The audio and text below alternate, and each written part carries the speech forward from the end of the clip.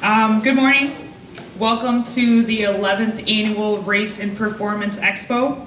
My name is Jeanette Desjardins. I am the president and founder of Card Chicks, the premier motorsports organization for women. And I just want to thank you for coming to the first ever Women in Race and Performance Seminar.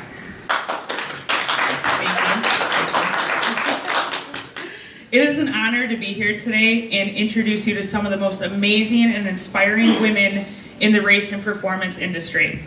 Each of these women have made such incredible strides and contributions to this male-dominated industry and continue to be an inspiration and leaders for all those in race and performance. They say some of the greatest paths in life are those that are less traveled. In this industry, there are incredible highs as well as lows. Some days are harder than others, but many more days than not have been some of the most amazing and rewarding days in my lifetime. From the people you meet to the late nights spent at the racetrack, on the road, or in the garages, to the lifelong bonds and relationships that are made. I wouldn't change it for the world, and neither would most of you. The paths these women have chosen, the journeys they have taken, and the experiences that they have endured are a true testament that you really can do and be anything that you want to do and be in this world. And all you have to do is set your mind to it and work for it. With all that being said, please join me in welcoming the featured panel of speakers for the Women of Race and Performance Seminar. To my left, I have Marina Anderson. In the middle, Heather Dorothy. Thank you. Oh yeah, don't forget to pass that. Sorry. And at the end, Natalie Decker. So to start it off, we're just going to go down the row and just say who you are, what you do, and how you got involved in the race and performance industry. So Marina, let's start with you. All right. So my name's Marina. I got involved with racing, drag racing in particular, because of family. Of course, a lot of people get involved that way. I went to the racetrack since I was really little, before I can even remember going to the racetrack. And I am the owner and driver of the A-Fuel dragster. So we built it, and now I get to own it and drive it. I like to go fast, so that's why I chose to do drag racing and go straight. Hello, my name is Heather Dorothy. I am a technical sales rep for Precision Turbo and Engine. I started off in the motorsports industry mainly because I was around it as a kid. Both my parents, family have been around it, and I've always wanted to just be a part of it. I have race cars myself, street cars, and it's something that I always wanted to be a part of. Excuse me. So a lot of my steps to getting to where I'm at started with my history, and then also work experience in sales.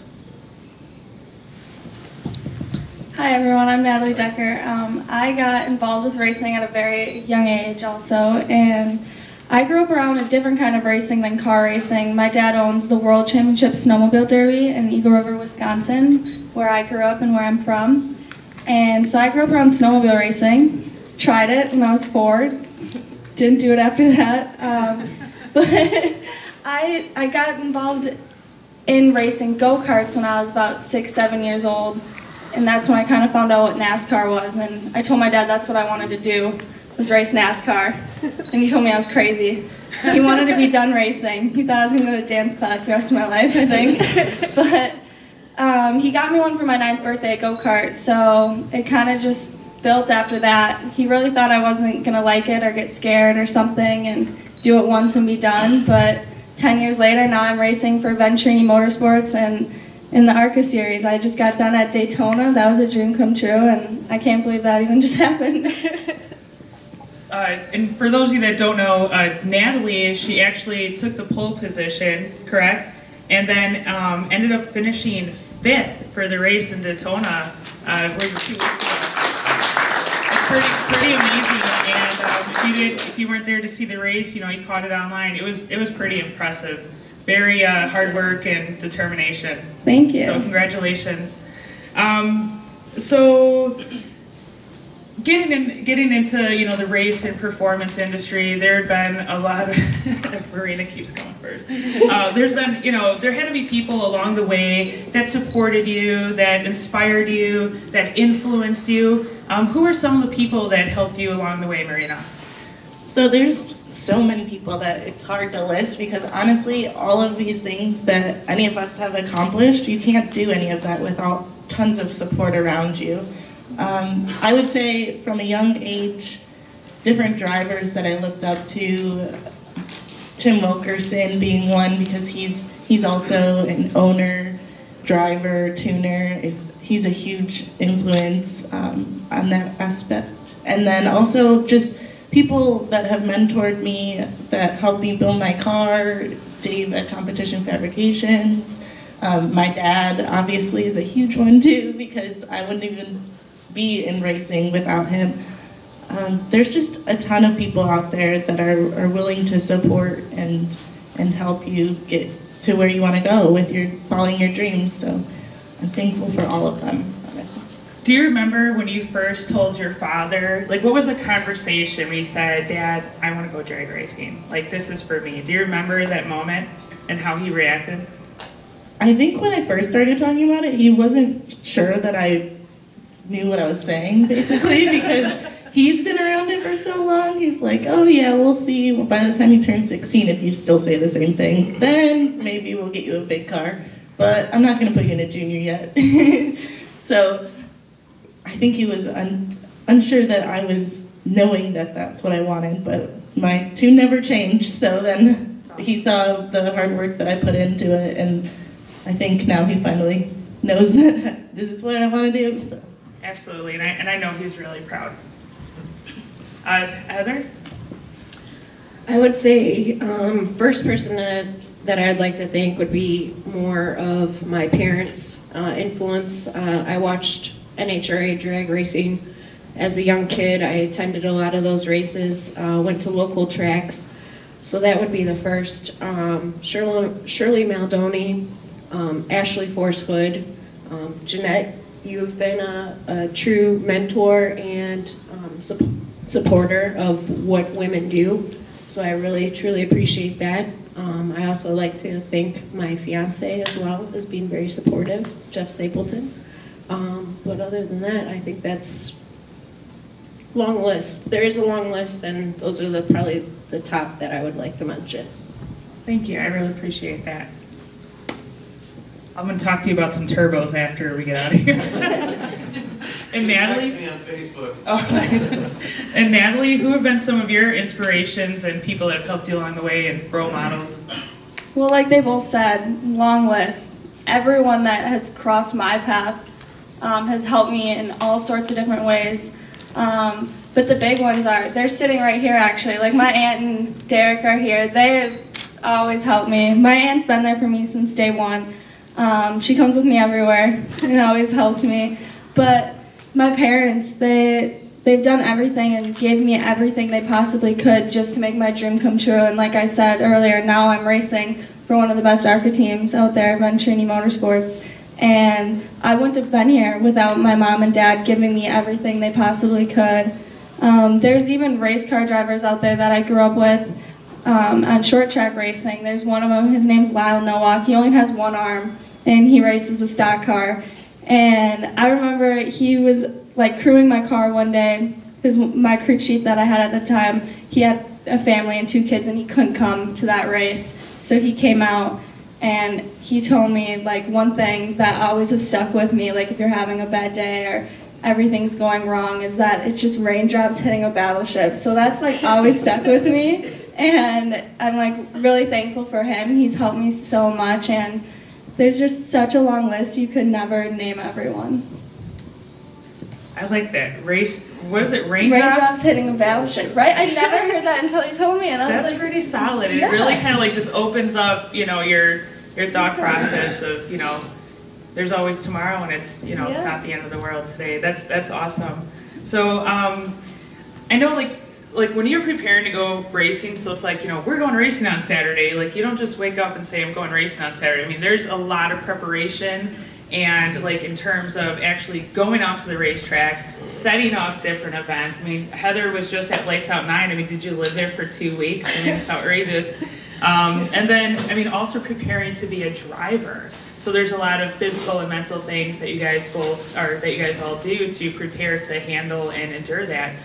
So Natalie, can you share with us some of like your routines or daily routines that you do to prepare to race? Yeah, there's a ton of things you have to do. Racing's really physical, but I feel like it's more mental than physical, you know, it's just mind over matter. So, you know, working out is huge, eating healthy, which is hard for me, but I try. Sleep, yeah. But working out's a huge thing, and I definitely have that in my routine, my daily routine. But I'm now recently moving to North Carolina to be closer to the race team, which I'm super excited about. I can go to the shop every day, see my cars, see my crew chief, build that relationship, build the relationship more with Venturini Motorsports.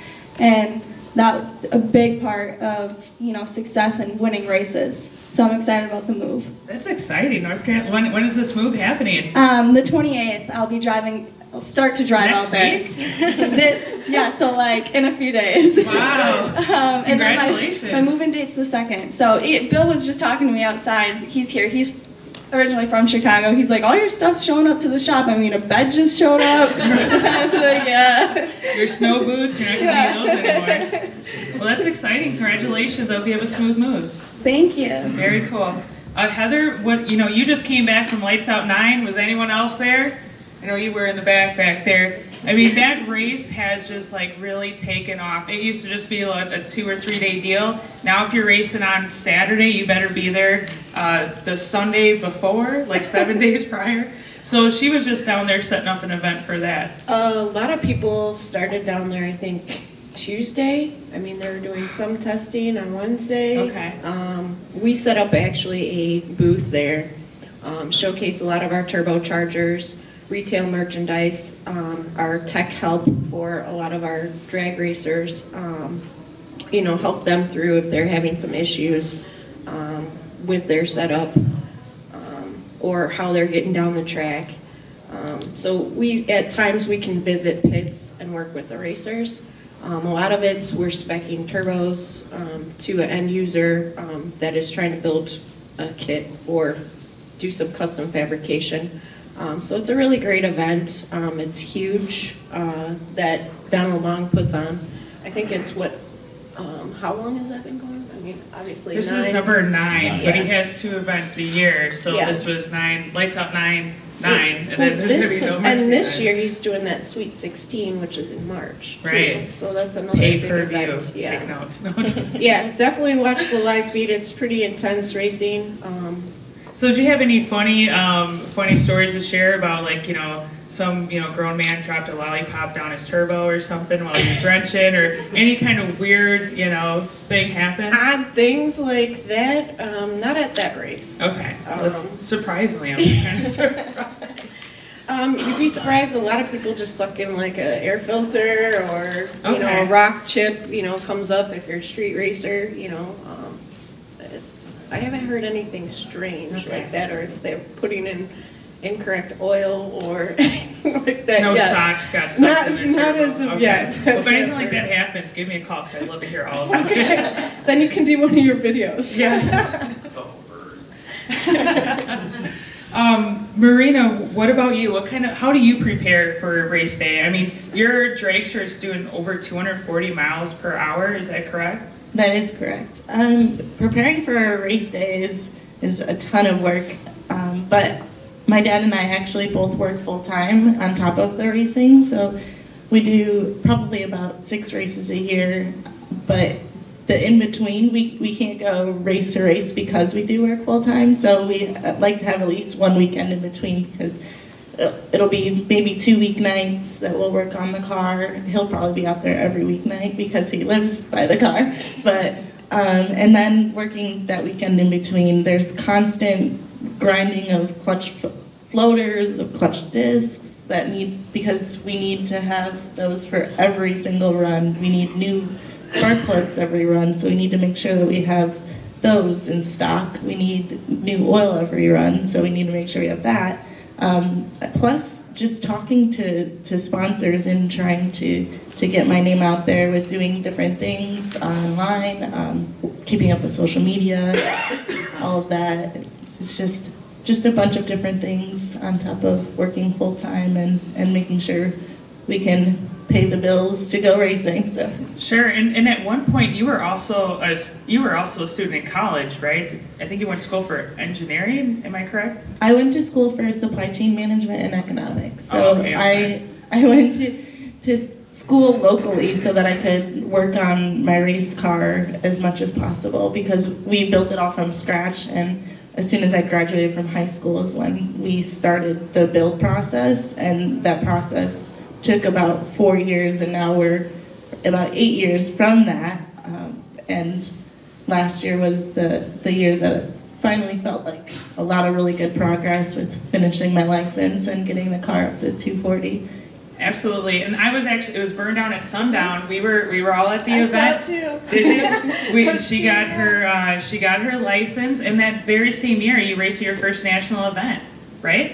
Yeah, we went to Brainerd, Minnesota, an 8-hour tow up to Minnesota and went to our first national event. We knew there weren't going to be that many cars there, so we just really wanted to get in the field and make sure that we could get more seat time for me, and it was a really good experience. We learned a ton. That's amazing. I mean, you got your license. She's like, "That's it. We're going." You know, come on, Dad. All in.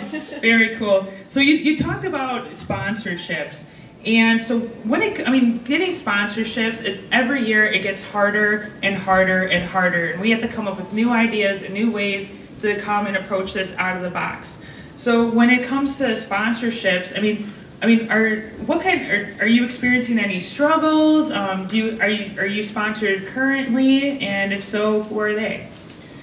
So some of the struggles are just first getting your name out there, getting your foot in the door to get to know someone, because they're not going to just sponsor you if they have no idea who you are. So trying to keep a positive image on social media, and also just getting those introductions, which however they come, from friends of friends, anything like that. A lot of my sponsors currently are friends that help me build my car. So Competition Fabrications helped me build my car, and then Z-Rods painted my car, and they're huge supporters. But then last year, another good reason why it was such a good year, someone reached out to me just through social media. They had no idea who I was. And that's PMP.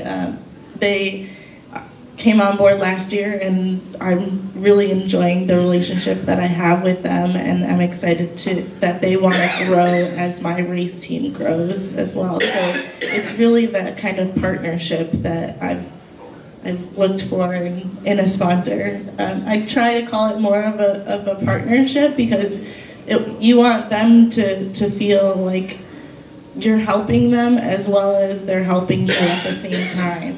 So. Absolutely. Like, it's not like a one-way street. It's not give me, give me, give me. It's like, let's work together and build this relationship. Yep, That's exactly awesome. right. So Heather, I'm assuming like Precision Turbo, with it being like the leading power adder company in the world in my book, you guys must get a lot of requests for sponsorships. We do. A lot of that, we have sponsorship information on our website. It goes into greater detail on what our company is looking for as a racer, or anybody doing street performance, or anything that's out of the box, something completely different. We sponsor people from snowmobiles, motorcycles, to cars, to, it's endless, to even boats. But a lot of our sponsorship a proposal has to be put together. Then that is to be mailed in, and usually they make all their decisions at the end of December. For the year that's For the coming. following year, because they put together all those proposals. They have a committee that actually goes over all of them and, you know, puts aside ones that seem interested. You know, their following is very important, just like Marina said, is you need to be out there doing what you love. And you want to be of a positive role model as well and represent the brand very well, especially if you're going to be putting turbos or have turbochargers on your car already. And it's not that you have to have a turbo on your car right away.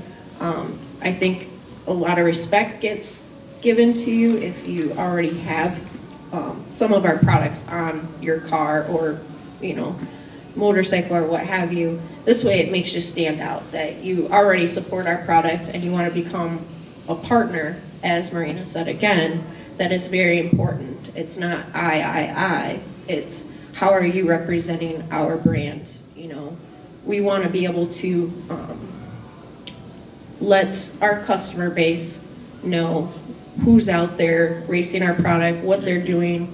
We even give, you know, some of their ETA, you know, the ETs, you know, their records and all of that as well. So if I get somebody that's calling and they're like, hey, I want what Marina has, you know, that's something that we go into greater detail and help our customer base with that. Sponsorship is very important, and a lot of it has to be done through like a proposal, written proposal. Once they choose, then they would reach out to you, and then the following year you would be part of our team. So I can't just text my girl Heather and be like, yo, can you sponsor Car Chips? No, it needs to be official, thought out, yes. Organized, proposal. Yes, you know, you'd be maybe surprised how many people, you know, would reach out to me for that, you know, and I can help them along and just guide them on the, you know, correct procedure on how to do that. Sure. Just so that they're being known. Right. And you guys, I mean, like I've had this conversation with Mickey Thompson. I mean, they get hundreds of these things, you know? So you want to make sure that your stuff stands out, it's organized, and you're not just shooting in the dark, right? Yeah, So- absolutely. I would have to agree with that. You know, just tell them what you're doing. What do you represent? What are you doing? Where you want to go? What's your following? You know, different race events that you've participated in, how you ranked in that race. Right. You know, that's very important too. Sure. And Natalie, same question to you about the sponsorship and, you know, the struggles, and who are your current sponsors now? Well, yeah, it is a struggle. Like they said, you know, it's not just for yourself, it's a partnership. And my sponsor right now in my car is N29. They're out of Madison, Wisconsin. And they came on board last year, and I did 7 races with Venturini Motorsports with N29. And that was like, I worked so hard that following before last year, the year before, to get a sponsor so I could race the ARCA series, because that was my goal. And it felt like years I was trying to get a sponsor. But you just have to work really hard at it and not stop. And face-to-face are really good. And I know you said like they send in packets and make it all official, but face-to-face is like what I like to do. And how my sponsor came on board is he's a really smart businessman, and he's like friends with my grandpa actually, so that's kind of how I knew him. And I asked him to come to my dad's business to help me find a sponsor, and it just like all fell into place perfectly because he wanted to do it, and it was like a dream come true. But my team also has sponsors too, which is cool. So Toyota sponsors the team, and hopefully one day they can sponsor me. Hear that, Toyota? Yeah. So one of the things that came up, like with talking about the sponsorship, and what I've actually noticed too, I mean, maybe like 6-7 years ago, no one cared about my following on social media. No one really even asked. And now I find that that's like one of the first things that people are asking. How many followers do you have? What social media networks you're on? What's the analytics and data from my online presence? And then I think that they're also asking that after they've already looked at it. You know, and so I'm always kind of scared. Sometimes I'll see people like, nothing good happens at midnight on social media. Like, just don't do it, guys. So I'm curious, especially Natalie, I mean, your social media presence is pretty huge, and you're very active, and it's lots of engagement. How has social media impacted your career, and do you find it useful for promoting yourself and your brand? Yeah, social media is huge. I have a huge team behind me too that helps me. It's not just me. There's a bunch of people. 2 of them are sitting in the room right now, and it's so much work. I don't think people understand how much work social media is. Like, it looks easy, but it's super hard. And it's helped so much with fans, and it's really helped gotten me where I am today. If there wasn't social media, I don't know like how we'd all interact with our fans. Like, that's so big. And to be able to, like, especially on Twitter, it's super cool. It's like, I've gotten tweets from like Mark Martin before, and it just makes you feel like special. So it's like cool. I love social media. I love doing it.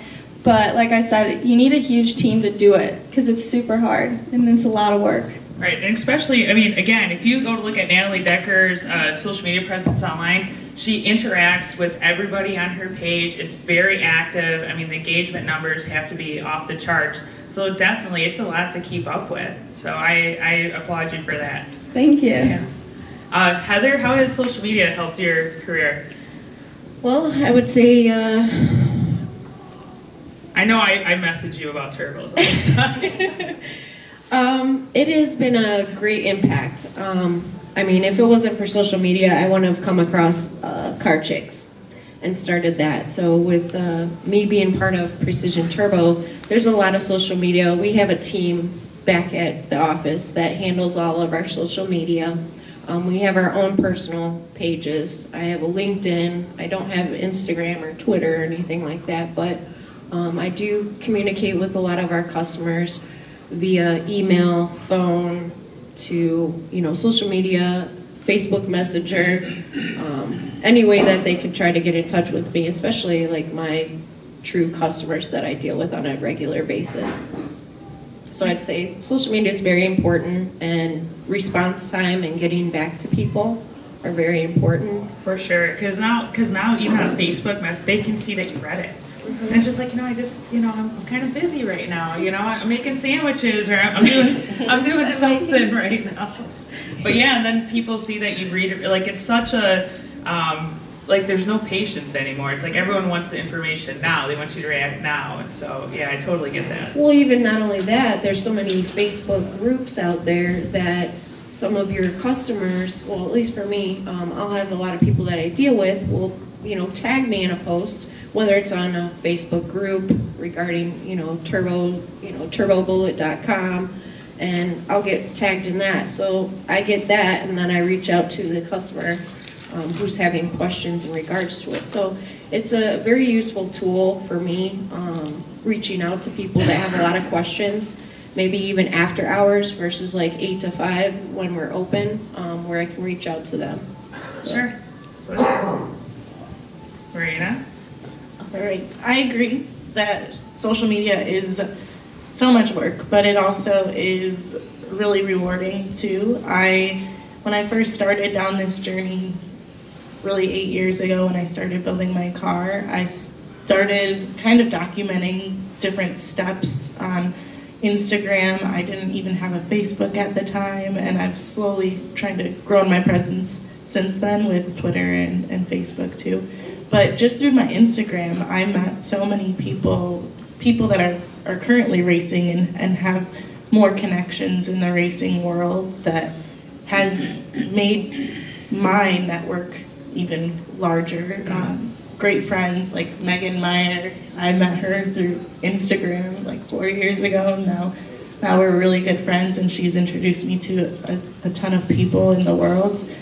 And I don't think that I would have gotten this far without social media, it's interesting because I don't know how people did it before social media, because that's how I've met fans, people that follow me. I'll go to a race in California and people will be like, oh, I know who you are. I'm like, okay, thanks. Like it's crazy to think about that, that much reach and people are paying attention to what you're doing from all different parts of the country or even different parts of the world. On Facebook, there's definitely an international presence even on my page. So it's a really, really great tool. Sure, and just thinking about it right now, that's pretty much how we've all connected, was through social media. So I think, and agreed, I think it's a very useful tool. You know, it's free in a sense, you know, and a great way to network and connect with other people. It could also be, you know, kind of stressful at times, you know?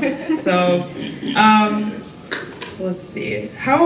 My other thing was, you know, I get asked this a lot, and I'm sure a lot of you do too. You know, we got regular jobs, you know, we have lives outside of racing, believe it or not. You know, we have families, you know, we have friends, we have the spouse section in the back. So one of the things I get asked a lot is like about my life-work balance and about how, you know, how has the racing industry or the motorsports industry impacted my life personally? You know, just trying to achieve, you know, that. So can you start off, Marina? How has motorsports impacted your personal life? I would say that motorsports basically are my personal life because I work full time, so my hobby is drag racing, and most of my free time is involved with drag racing. If I'm not at the racetrack during the summer, then during the winter I'm probably emailing someone trying to figure out sponsors, or right now I'm working on crew shirts, and just anything around racing is all my free time mostly. Sure. And you know, I used to think that there was this thing called the off season. There's like no such thing, right? No, even when you only race like 6 races a year, there's still always something to do, and I always feel behind on either work or racing or something but I prefer to feel behind and like I'm trying to catch up than not have anything on my to-do list. So. Sure, you're not alone, honey. I take one thing off my to-do list, I add 10 more. Like it never ends. Heather, what about you? How has this impacted your personal life? Well, first off, I'd say work-life balance. What is that? What is that? Because I get yelled at sometimes that I'm answering emails to my customers even after hours or on the weekends just to truly help them. So my work-life balance, I mean, my passion was to be in the motorsports industry. I like drag racing. I've been around it for years. So for me, this is kind of where I wanted to be. So I take in, you know, new things every day. You know, I just try, it gets stressful sometimes trying to respond to everybody and the multiple different ways that we get touched out to. But I think the work-life balance, I'm still figuring that out. So it's not I think we all are. yeah. One day it's going to happen. Probably 65, you know, living in Florida. No. No, that doesn't happen either. He just said no, that's not true either. There's years of experience right there telling us right now. Well, thanks a lot, buddy. Natalie, what about you, honey? Work-life balance. Yeah, there is none. But I raced when I was in high school, which was really cool. My teachers were so wonderful with it. We had a lot of athletes. Some even went like to the X Games and stuff out of my school, snowboarding, that were before me. So they set up a huge program for kids who could still graduate with their class and never show up to school. So like it was awesome, but I still had to do all the work. So you're like homeschooled. Yeah, I was homeschooled in a sense, but I stayed on track. So like when I was home, if I was even home just on a Thursday, I could walk into the school and go to the classroom and have that same interaction. And I was like still learning the same thing I was learning online. So my teachers did like a wonderful job to help balance school and racing for me. But then once I graduated, now it's just all racing. So there's really no balance. What school is that? Sign me up. Right? It is amazing. My school, I'm from Eagle River, Wisconsin, and the school's called Northland Pines. And I also played hockey in high school. So I lived in North Carolina already once before when I was 17. And I came home once for 3 months in the winter, the off season, you know. So my hockey team even let me jump right back in and play hockey still for the 3 months I was home.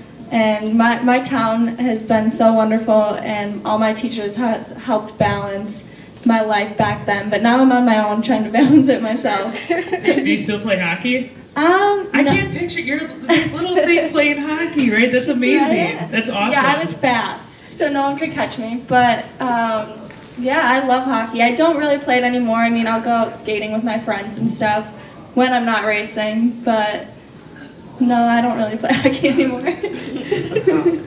Well, thanks for that. I look at you totally different. I always, because my last... I've only gotten in one fight though. Okay. Only one. Good. I was going to ask, because my last name, if I'm related to Andrew from the Blackhawks. And when they first won the cup or whatever, I was like, they're like, is that your cousin? I said, oh yeah, absolutely. And then everyone started hitting me up for tickets to the Blackhawks games. Oh, it was funny.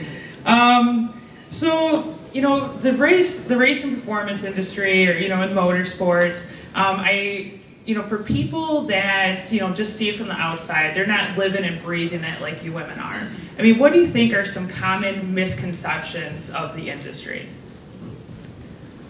There's a lot of them, especially for being a girl. And for me, racing, you know, it's always like you have to get respect from the other drivers. And when I first started racing, my first time I was in a stock car, I was 12 years old.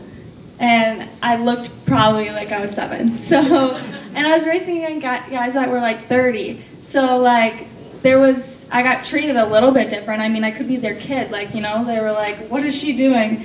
But the easiest way to like get the respect and to get treated just like another driver is to go out there and be competitive and win races. And that's what I did back at home when I was racing super late models and stuff and making my way up. And then now that I'm in the ARCA series, I did 7 races last year, and now I'm doing the full season. And all my teammates are wonderful. I even have a girl teammate, Leilani. She's vegan. She's pretty cool. She looks like she's 20. I don't really know how old she is. I know who that is. She looks so Yes. young, yeah. Okay, so I have a girl teammate, which is really cool. But there is a lot of respect now and for girls in racing, I think, especially because you just have to prove yourself. So like now I'm going to try to explain this the best I can. Like now that I'm in ARCA, all the like NASCAR fans that do follow ARCA that don't know my past, it's like hard to get them on my side and like be a fan because they don't know my history. Like how many races I won, how I grew up, like I did do the right steps. It wasn't like I'm just found the sponsor and I'm jumping into the ARCA series. Like I took all the proper steps into getting into ARCA. And all my fans back home and in like the Midwest of where I've raced know that. So like all the respect is there and they treat me like I'm a normal race car driver, just like Michael Self, my teammate. Like they treat me just like I'm him. But those new fans and those new people, it's like you gotta like work on them a little bit. You'll get them. It's all in good time, you know. Yeah. And you know, at the end of the day, I mean, everyone when you put the helmet on, you know, let the driving do the talking, you know. So just keep passing guys on the outside. I'm not used to this turn and left stuff. It kind of freaks me out. Heather, any misconceptions that you think in this industry? I mean, there's more and more females coming up in the motorsports industry. More in, you know, my background was where I worked in multiple different male-dominated industries. So I worked for electrical distributor, plumbing, industrial sales, sold bearings. I worked for a manufacturer for automotive lip parts. So a lot of it is, I've constantly been in that type of male-dominated industries where I had to prove myself. Whether you start from the bottom, work your way up, earn your respect, and ask a lot of questions. So the biggest thing for me, I would say, is, you know, just keep doing what you're doing, and just show them that, hey, you know what you're doing. A lot of times I have some problems or struggles with customers, whether face-to-face or, you know, over the phone, where they think I'm just the receptionist. So do you ever mess with them like you are the receptionist? I try not to because I want to get my name out there too. You know, I do attend a lot of events, different trade shows and everything like that. So I am a useful tool. I'm very knowledgeable. I think a lot of people just don't think that I'm very knowledgeable just because I'm a female. So a lot of the misconceptions I get still to this day, but I constantly work through it. Once a customer knows that you are very knowledgeable and you can help them all in the end, they don't matter. It doesn't matter if it's a girl or a guy that's helping them. It's just establishing that relationship to begin with is usually the struggle at first. But once you do, they more than likely will deal with me than my coworker that's a male. So. Sure, and you know, for the last like 5.5 years, I worked in the like industrial machinery industry, and you know, it wasn't even mode. It was motorsports. I mean, it was like this really cool laser with mirrors that cut stuff and lit stuff on fire. I mean, anyone can talk about that, right? And I had the same kind of stuff would happen at trade shows. Like at first, they would like kind of walk by me. They didn't want to talk to me, but I mean, as soon as like you know, you started talking the lingo, and it was like, wow, this chick like knows her stuff. Yeah, if you know the lingo, or even just, you know, introducing yourself, kind of Right. getting them comfortable to dealing with you. And the firm handshake, you got one of those. We talked about that at SEMA. Yeah, I get that a lot. People are like, whoa, you know, surprising that it comes from me, but No, it all matters, man. It all matters. Marina? Where do I start? I would say as a drag racer, I think it's kind of funny that some people are like, oh, you just go in a straight line, how hard could that be? But I saw you look at her, Neil. I'm just kidding. not even saying from the outside perspective, not even from another racer to racers, because I think we understand that we do different things. Yeah, people say that about you too, I'm sure. Yeah, we only turn left. I thought it was funny in high school, actually, a teacher told me, I don't think anything that I can do smoking a cigarette is a sport. And he was a baseball coach. I was like, I think it's a little easier to smoke a cigarette while being in an outfield rather than going 240 miles per hour in a quarter mile, but I mean, to each their own. So things like that are just interesting. Try not to be negative about any of the misconceptions, just kind of get a laugh out of them. And also earning the respect, definitely, from the female misconceptions is huge. I found that I kind of just entered into the drag racing scene. I wasn't known because I didn't do juniors or anything like that. So one of the ways that I was able to earn respect was because I said, hey, I built this car. I know about it because I had my hands on every piece of it. Things like that people definitely are paying attention to and helps earn the respect. Sure, and that is super impressive. So I would just love to see someone coming over to your pit to try to tell you about your car. So. Oh, it happens. It's really funny. So, you know, kind of on that topic, you know, about, you know, the misconception, some of the struggles. I mean, do you think that sometimes being a woman in a male-dominated industry, that there's like more pressure? Like you're kind of like under this magnifying glass and you just have to be like perfect all the time, or, you know, a different set of standards by chance, or not? Yeah, there is, but you can't let it bother you. So there's definitely a ton more judgment on any women in racing that I've noticed, and I find it's really great that other women that are racing are supportive, because they understand that they have those excuse me, extra judgment, I guess you could say. People either think like, wow, it's amazing you're doing this because you're a female, but I'm just a person. What makes it any different? Right. So it's quite interesting, but yeah, even though you have the extra magnifying glass, I think you just do you and not pay attention to those things and just stay positive and try to make the best out of it. A lot of people are going to have a lot of opinions, but as long as you're just yourself and continue to stay positive, those things shouldn't matter. Right on. You know what they say about people's opinions, but Heather? I'd say patience, would be important. And as Marina said, just kind of be yourself. There's going to be a lot of negativity. I mean, I get that on a daily basis. But you just got to prove yourself to them. Let them know that you are knowledgeable and you can help them. But true, just be patient and positive about the whole process, because it's only going to make you have a little bit more thicker skin in a lot of that senses. Gotta love the process. So yeah, definitely think that it's a little more difficult for a girl because, especially for me, like racing in the ARCA series, and it hasn't happened yet, but if you wreck or even start a wreck or do something for a female, they're gonna like focus on that more rather than if it was just a guy wrecking. For sure. I see it all the time, even on the local levels.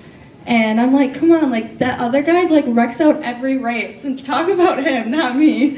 But yeah, you gotta stay positive, like she said. But both of them said stay positive and just be yourself and ignore what everyone else says. Right on. And I think that's some pretty solid advice. You know, just do you, and what people are always going to say something no matter what about everybody, and that's their own prerogative. Let them have their own little negative party or whatnot, and you just keep on progressing. So what are some things that now that you've started down your journey in race and performance and motorsports and driving and racing, like now that you have gone down this path and you're still continuing this journey, what are some things you wish somebody would have told you, or things that you wish you would have known along the way before, before you just kind of like, oh, well, that would have been nice to know, So many things. I wish I would have known like the layout of my future in racing, just because it would have helped me along the way on like who to trust, who not to trust. It's just so crazy. The racing world is like so like, I don't even know how to explain it. Like some people are great, and then some people are just there for themselves. So like I wish I would have known who those people were getting into it. But really, I wouldn't have changed anything on the way my career like laid out so far. The unknown, I wish, I don't know. Like I wish I would have known a lot of things, but then at the same time, learning everything and like all the mistakes I made has like helped me make who I am today. So I don't think I would have changed anything. Right on. I mean, I would agree in a lot of that senses. I mean, I would have loved a roadmap too, but that was not going to be possible. I think the challenges that you go through make you a stronger person, and you're going to have more of a drive to succeed in whether racing or being a part of the industry, helping customers. They're all different stepping stones to getting to where you want to be. So I would say I wish I would have had a roadmap, but all in all, I'm happy with my progress and where I'm at in the industry, and like to continue to work with even these ladies and being a positive role model. So that would be the best I would come up with. I think she kind of just said we're all leaving here with turbos today, but we'll talk about it. Right? Did everyone else hear that? Because I know That's I heard what it. I got. Okay, that's what you got? Cool. All right, we'll talk afterwards. Marina? So something huge that I wish I would have known back when I started was literally what we just talked about, not to worry about the negative things that people are saying because they're going to say those things. That's something I've really learned over the past couple of years because just through experience, so that's why I mentioned that. So I wish I knew that even when I started. Also, to not be shy. I grew up pretty shy, and I was always nervous to go meet people, even at shows like PRI or SEMA, just to say hi. But that's really important, and I'm starting to realize it even more now that I've been out there a little bit longer, and I'm less nervous to say hi because I feel like I have something to show now that my car is getting faster. But I could have opened up those relationships years ago, and I wish I had, but I have no regrets, and just, yeah. That's an awesome attitude, and honestly, I mean, you know, maybe if you would have did that a couple years ago, you know, everything happens for a reason, and I think, you know, timing has like a weird thing of, you know, guiding us through life or whatnot, and you know what, the negatives, we get it too. You know, I got Bob up there on Facebook, and he's just mad about everything in life. He doesn't like my calendar because there's a white station wagon on it. You know, he doesn't like my hair because I'm getting some grays. I mean, I don't know what this guy is. But all I can do is really laugh, you know, and just kind of blow it off and just keep doing you. Because at the end of the day, I mean, you're never going to change someone's like perception about you. All you can do is, you know, count on you and do what makes you happy and just move forward. You know, it's, you know, we're living in this age of social media right now where I think, like, because it's such a quick and easy way for you to release some kind of stress, you know, people just grab their laptop and they go online and they say things without realizing consequences. And, you know, really hurtful things sometimes where I'll read it, I'm like, I can't believe this person just said this on the internet, you know? And to that point, you know, with the children, I mean, they're like, you know, they're the next generation. The children are going to carry the torch in this sport. And, you know, we're always saying, you know, don't be a bully, don't be mean, always be polite. But then the children get online and they see the parents, you know, their actions on social media. So I think it's something that we really need to think about when we all leave here today. And just setting a good example and being a positive role model. So one of the last questions I want to ask, and we might have some time for a couple questions from you guys. What advice would you give other women looking to get into the race and performance industries? And do you have any resources that you would be willing to share for, you know, someone to look up or, you know, whatnot? Just don't limit yourself. If you dream big, you can achieve it. Whatever you think that you want, you can obtain. It's just hard work and staying positive, and also, like I said before, don't be shy.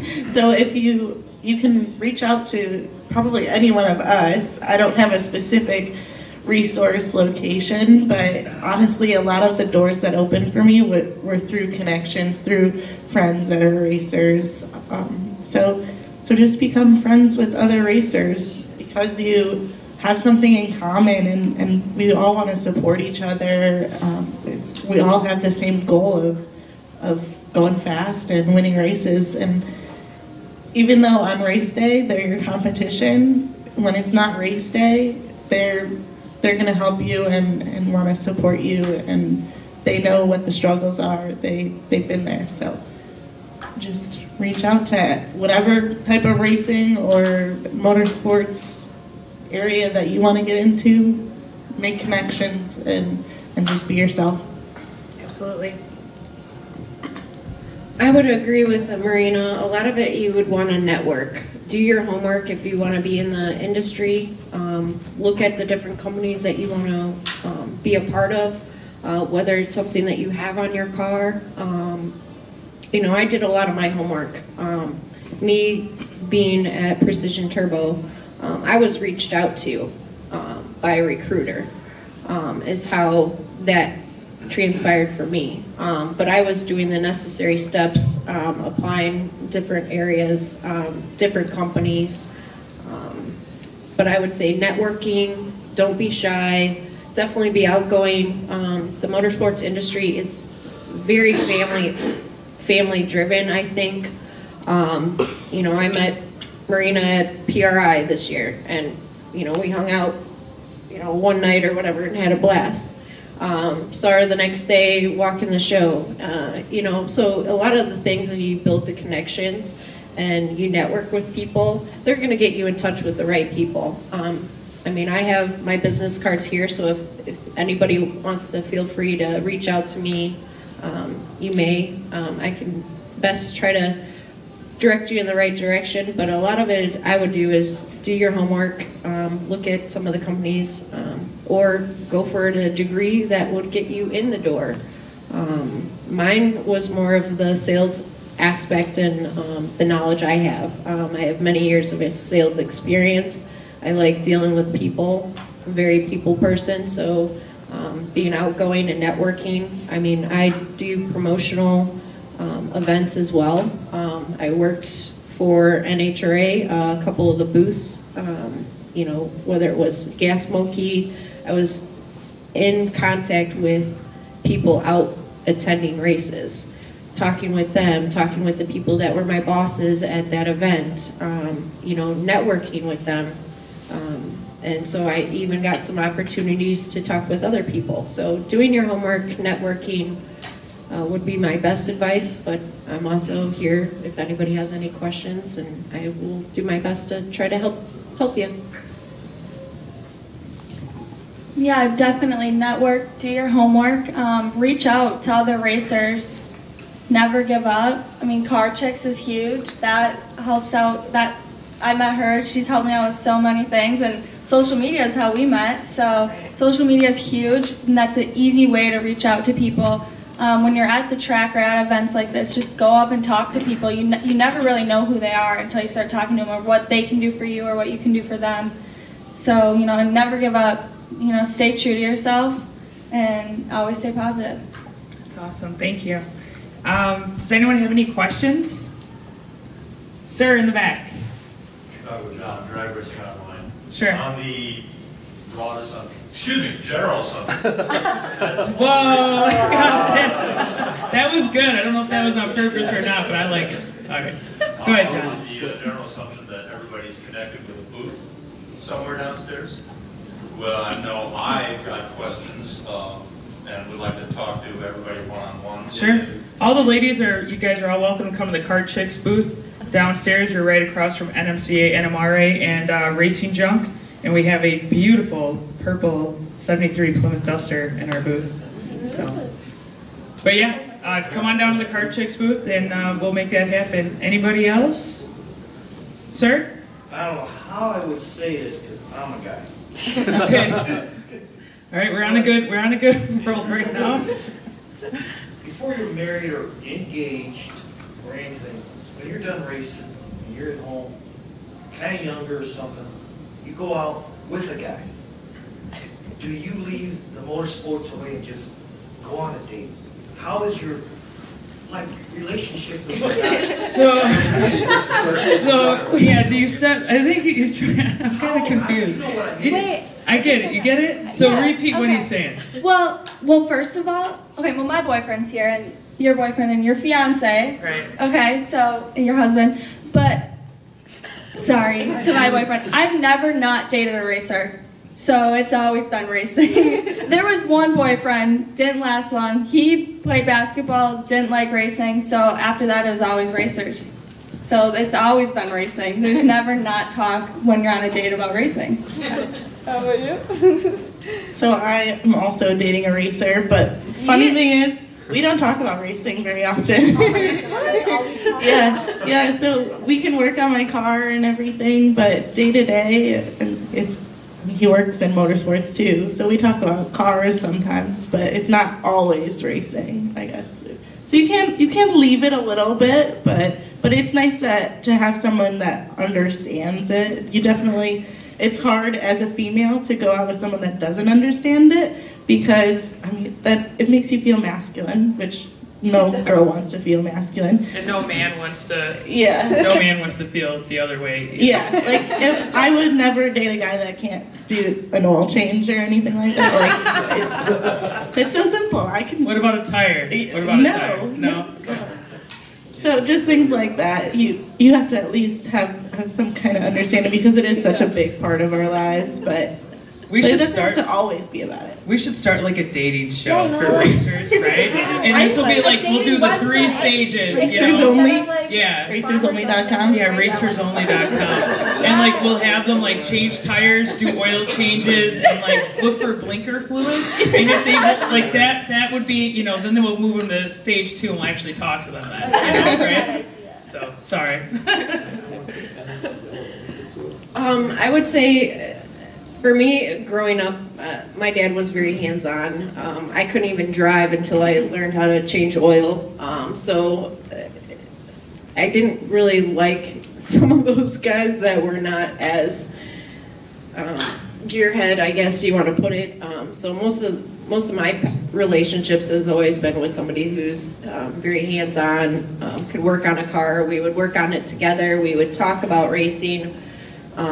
You know, they would open my eyes to different types of racing. So, you know, whether it's trucks, you know, bikes or whatever. I mean, I did quite a few people, but if it wasn't for social media, I wouldn't have met Jeff, my fiance.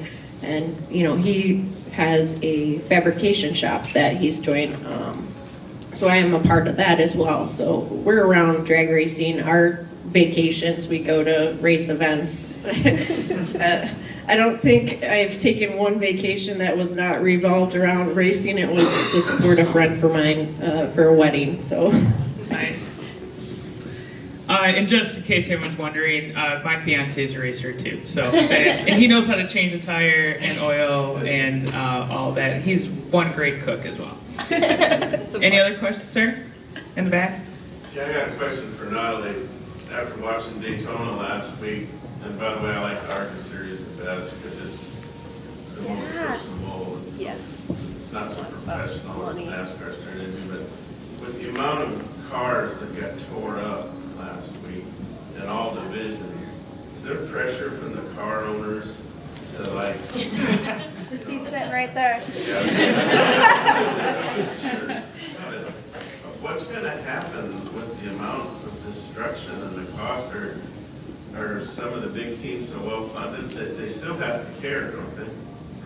Well, what happened in NASCAR was crazy. That was a lot of cars. The ARCA series, that's Daytona. I just gotta say, it's Daytona, and the car, he's sitting right here and he knew what going into Daytona. I said, I want to come here twice a year, and he said, no you don't. Well, at least I don't. I asked him, I said, this is fun, and he's like, no, this is expensive. So, I feel like a car owner doesn't want to put that pressure on their driver, because then they're not gonna maybe try as hard or do that last move on the last lap that you might wreck or win. So he doesn't put any... Did we tell you that though? He never said don't wreck. I think that's just kind of like an unspoken. Yeah, like I don't think you tell your driver that. I did hear a car owner say that to their driver and they wrecked. So I don't think Bill will ever tell me that. He only gives me a hug before the race and that's it. I don't think he says anything. Any other questions from any audience members? Oh, sir, go ahead. Being a female, is it any harder to get sponsorship in order to drive? Like, you know how Danica, towards the end of her career, it was hard for her to get sponsorship, so eventually that kind of was the end of her career.